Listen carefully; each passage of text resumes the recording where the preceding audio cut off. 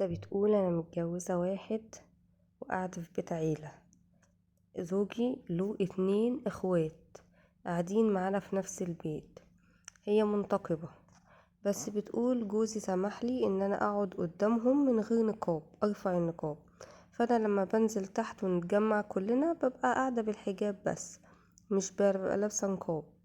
طيب بتقول هي لقت اخو جوزها بيبصلها بصات مش تمام، وهي اتجنبت الموضوع ده، يعني اتجنبت ان هي تقعد معاهم ولا يتجمعوا مع بعض وكده، ما بقتش تنزل تحت. بتقول لما قطعت الموضوع ده ان انا انزل تحت لقيته هو زاد عن حده، بيتصل بيها في اوقات متأخرة في الليل. بتقول بيتصل بيا الساعة 3 الفجر، ما بردش عليه.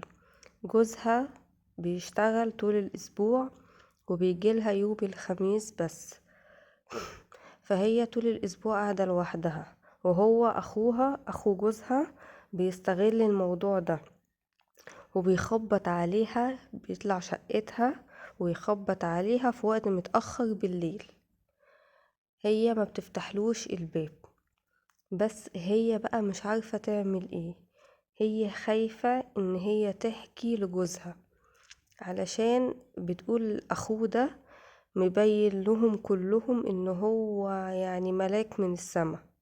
فبتقول انا مهما قلت محدش هيصدقني، ولا حد هيتوقع ان هو ممكن يطلع منه كل ده.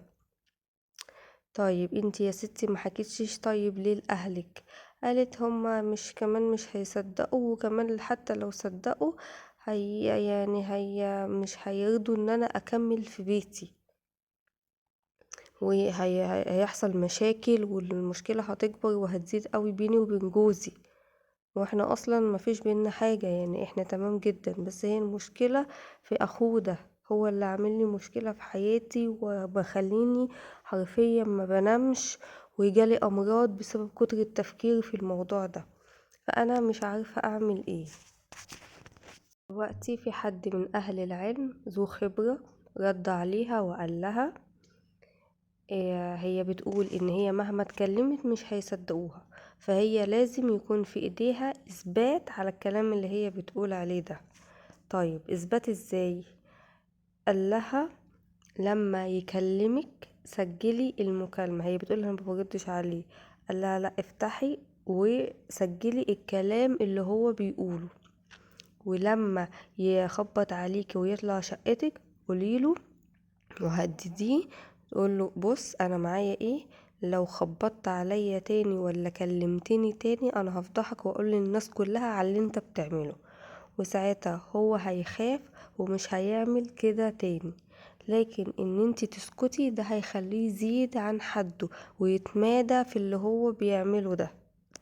فما ينفعش ان انتي تسكتي خالص، ولازم تبقى معاكي دليل علشان تواجهيه، وعلشان لو كمل تعرفي الناس اللي حواليه المصايب اللي هو بيعملها، عشان ما يتهمكيش انتي بحاجة.